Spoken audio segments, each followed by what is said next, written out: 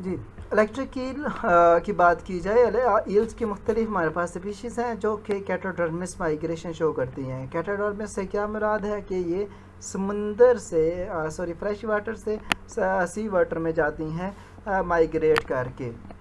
अब ज़रा नेचर की बात की जाए तो क्योंकि ये हमारे पास कैटाडर्मिस माइग्रेशन शो करती हैं तो डेफिनेटली ये फ्रेश वाटर फिशेज़ हैं। ये हमारे पास रिवर से, नदियों से समुंदर को मूव करती हैं। अब अगर इसकी स्पीशीज़ की बात की जाए तो अंगेला वर्गेरिस और अंगेला रोस्ट्रा, ये दो इसकी स्पीशीज़ हैं जो कि इस तरह की माइग्रेशन शो करती हैं। अब अगर माइग्रेशन की बात की जाए तो ये fresh water to sea water को मूव करती हैं, और जो मेन पर्पस होता है वो टेम्परेचर वगैरह नहीं है, सूटेबल एनवायरनमेंट नहीं है, बल्कि वो ब्रीडिंग है। ब्रीडिंग के पर्पस के लिए ये मूव करती हैं। नेक्स्ट हम देखें, अगर इसके जो हमारे पास इसकी जो फेजेस हैं इसकी माइग्रेशन की, वो हमारे पास 4 फेजेस हैं। पहली फेज़ हमारे पास है एडल्ट ईल, भी हम इसको कह सकते हैं, वेजिटेटिव फार्म ऑफ ईल भी कह सकते हैं। जिस स्टेज पे ईल का कलर जो होता है वो येलोविश होता है और ये रिवर में प्रेजेंट होती है। इनके फर्स्ट फेज़ में ये रिवर में होती है और ये खुद को प्रिपेयर्ड कर रही होती है माइग्रेशन के लिए। प्रिपेयर्ड से मुराद क्या है कि फूड का या फिर प्रोटीन लिपिड वगैरह की डिपोजिशन कर रही होती है, खुद के अंदर फिजियोलॉजिकल चेंजेस ला रही होती है और मैच्योरिटी की तरफ जा रही होती है, ताकि आफ्टर प्यूबर्टी इसने माइग्रेट करना होता है। नेक्स्ट हमारे पास जो ईल होती है वो रेडी होती है, जो ईल माइग्रेशन के लिए ये असल में इस स्टेज पे ईल मूव करके सी वाटर में पहुंच आती है, और ये सेकंड इसकी जो स्टेज होती है ये ब्रीडिंग की एक्टिविटी भी परफॉर्म करती है। जब ये येलो कलर्ड फिश होती है मूव करके सी में पहुंच जाती है, और जब ये बालिग हो जाती है या फिर प्यूबर्टीज़ में आ जाती है ब्रीडिंग के लिए, ये जो है वो प्रिपेयर्ड हो जाती है, तो उस वक्त इसका कलर जो होता है बॉडी का वो ग्रे हो जाता है, येलोविश नहीं रहता। अब रिप्रोडक्शन के बाद जो स्पाइनिंग वगैरह अंडों के बाद जो नेक्स्ट हमारे पास लार्वल फार्म इसकी आती है, थर्ड हमारे पास स्टेज जो है वो इसकी लार्वल फार्म है। ये जो लार्वल स्टेज है इसकी ईल की, जो कि स्पाइनिंग के फ़ौरन बाद जो लार्वल स्टेज इसकी आ जाती है, इसको हम लेप्टोस्फेलाई बोलते हैं। अब इसके बाद हमारे पास ये जो लेप्टोस्फेलाई है, इसके बाद हमारे पास जो है आफ्टर इसमें मेटामॉर्फोसिस होती है। मेटामॉर्फोसिस की कुछ चेंजेस के बाद हमारे पास एक लार्वा आता है, इसको एल्वुलर लार्वा बोलते हैं। एल्वुलर लार्वा जो होता है वो बेसिकली रेडी हो जाता है माइग्रेशन के लिए, माइग्रेट कर जाता है फ्रेश वाटर सी वाटर से दोबारा से फ्रेश वाटर, यानी कि हमारे पास इसकी बाकी जो स्टेजेस थी ये फ्रेश सी वाटर में ही मौजूद थी, और आफ्टर मेटामॉर्फोसिस उसमें चेंजेस आई हैं। नेक्स्ट लार्वा स्टेज फिर आई है एल्वुलर लार्वा स्टेज, जो कि इसको माइग्रेट करती है। अब इन सारी चीज़ों को हम एक स्केच की सूरत में देखते हैं। First of all we know that's the all process or the all period of migration of electric eel is present in 4 steps.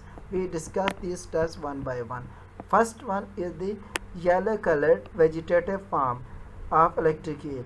जो इसकी वेजिटेटिव फार्म होती है, येलो कलर की होती है इसकी इलेक्ट्रिक ईल की, वो कहाँ पे पाई जाती है? रिवर में पाई जाती है, फ्रेश वाटर में पाई जाती है।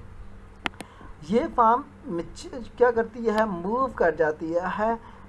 कब मूव करती है? जब ऑटम आता है, ख़ज़ां का मौसम आता है, और ये इतना ज़्यादा मूव करती है कि 5000 से 6000 किलोमीटर तक ये मूव करके समुंदर में पहुंचती है। और अब समुंदर में लाजमी भी जो है ना, ये उसकी ऊपर सरफेस पे नहीं जाती, जबकि ये डीप में जाती है, और इसकी डेप्थ जो होती है 500 मीटर तक समुंदर में नीचे ये जाती है, समुंदर के नीचे, और वहाँ पे जाके ये अपनी एक्टिविटीज़ परफॉर्म करती है। अब तक ये इस स्टेज तक जो येलो फिश कलर फिश हमारे पास वेजिटेटिव फार्म है जो रिवर में मौजूद है, ये माइग्रेशन ये रिप्रोडक्शन के लिए तैयार नहीं है। ये इसकी जो या फिर हम कह सकते हैं कि ये मैच्योर फार्म नहीं है फिश की। अब इसमें ये अपने अंदर कुछ चेंजेस लाती है, सर्टन चेंजेस। पहली चेंजेस में क्या है, ये सेक्चुअली मैच्योर्ड हो जाती है या फिर ख़ुद को सेक्चुअली मैच्योर करती है। याद रखें वो स्टेज जिस पे फिश सेक्चुअली मैच्योर्ड हो जाती है वो स्टेज इसकी सेकंड आ जाती है, और ये सेक्चुअली मैच्योर्ड सी में पहुंचने के बाद होती है, समुद्र में पहुंचने के बाद होती है। फ्रेश वाटर में ये फ़िश सेक्चुअली मैच्योर्ड नहीं होती। सेकंड हमारा सेक्चुअली मैच्योर्ड होने के बाद से मुराद ये है कि इसके हार्मोन्स वगैरह सिक्रीट होने लगते हैं और ये एग ले करने के कंडीशंस में आ जाती हैं। सेकंड हमारे पास क्या है, मेल फॉलो करते हैं फीमेल्स को, यानी कि ये चीज़ बता रही है मेल और फीमेल दोनों इस कैटाडर्मिस माइग्रेशन में इलेक्ट्रिक ईल के मूव करते हैं, और मेल जो होते हैं वो पीछे पीछे आते हैं फीमेल्स के, वो फीमेल्स जो आती हैं वो आगे को मूव करती हैं। नेक्स्ट वन क्या है, एलिमेंट्री कैनाल इनकी रिड्यूस हो जाती है। ये हर तरह की माइग्रेशन में है, चाहे वो बर्ड्स को देखो या चाहे ये स्पेशली फिशेस में ज़्यादातर में यही है कि जब वो माइग्रेशन के लिए ख़ुद को रेडी करती हैं तो कुछ उनमें चेंजेस आती हैं। इनमें से सबसे इम्पॉर्टेंट चेंज क्या है, उनकी एलिमेंट्री कैनाल रिड्यूस हो जाती है, वो खाना पीना तकरीबन छोड़ ही देते हैं, बिल्कुल नहीं खाना पीना करते। इसी तरह उनके जो रिप्रोडक्टिव ऑर्गन्स होते हैं वो मैच्योर हो जाते हैं। सेक्चुअल मैच्योरिटी में हमने बात की है क्योंकि इन्होंने आगे जाके एग्स ले करने हैं, तो वो खुद को इस सिचुएशन के लिए प्रिपेयर करते हैं। सेकंड स्टेज हमारे पास है ग्रे स्टेज,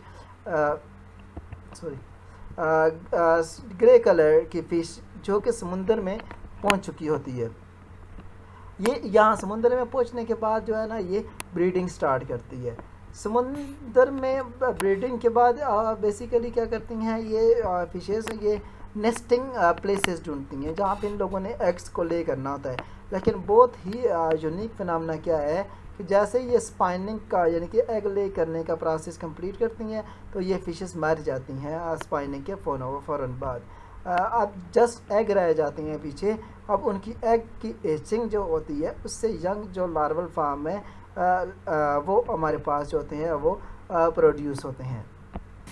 अब ये जो लार्वल फार्म है जो थर्ड स्टेज पे प्रोड्यूस हुए थे लेप्टोसेफेलाई, इनको कहा जाता है। इनकी क्या खसूसियत है कि इनके शार्प टीथ्स होते हैं और ये समुंदर में ही रहते हैं 2 से 3 साल तक। 2 से 3 साल तक ये समुंदर से मूव नहीं करते, तेज़ दांतों वाले होते हैं, लेप्टोसेफेलाई इनको कहा जाता है। अब इन ये लार्वल स्टेजेस में दोबारा से कुछ चेंजेस आती हैं, मेटामॉर्फोसिस फोर्सेस होती है, ठीक है, और बॉडी में जो चेंजेस आती हैं उससे एल्विरल लार्वा जो होता है वो बन जाता है। ये एल्विरल लार्वा जो होता है ये यहाँ से ये वो फार्म होती है जो समुंदर से दोबारा फ्रेश वाटर को मूव करता है। याद रखिए हमने कहा था 2 दफ़ा मूवमेंट हुई है।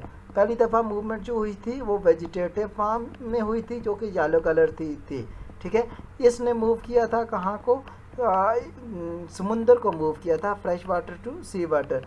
जबकि एल्विरल लार्वा जो होता है वो मूव करता है दोबारा से समुंदर से फ्रेश वाटर को, ठीक है, और फ्रेश वाटर में आके ये मैच्योर हो जाता है।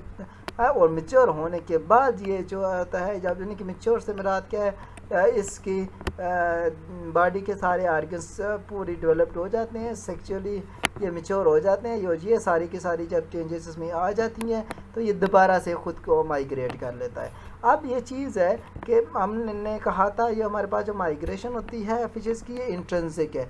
अब देखें ये फ़िशेस मूव किया है इन्होंने इन लार्वन ने, एल्विरल लार्वन ने सी वाटर से फ्रेश वाटर को, तो इसको बताने वाला कोई नहीं था कि तुमने कहाँ से मूव करना है, क्योंकि इसके जो पेरेंट्स थे वो तो यहाँ पे डाइट कर गए थे उसके बाद स्पाइनिंग के बाद।